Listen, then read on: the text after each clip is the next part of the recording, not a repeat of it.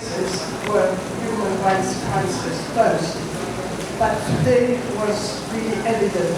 We heard all the crimes that are committed on Mother Earth and all the crimes that are committed against indigenous people. So the total ecocide that we see happening in the world goes very often with genocide for many communities, especially in the Latin American continent, but elsewhere too, for example in Palestine.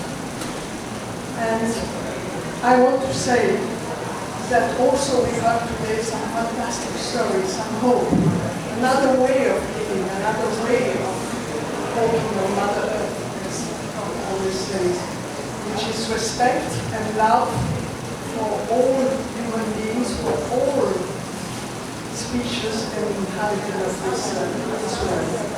So the other message again is that all have to embrace that. We have to know that the defenders of nature are not the terrorists that so many countries want to let us believe.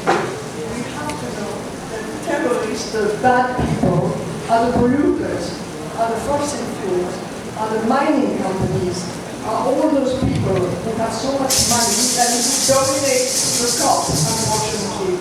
So here we are among the real defenders, and we have to all unite, absolutely, for the love of Mother Nature and for the love of all of us, for humanity.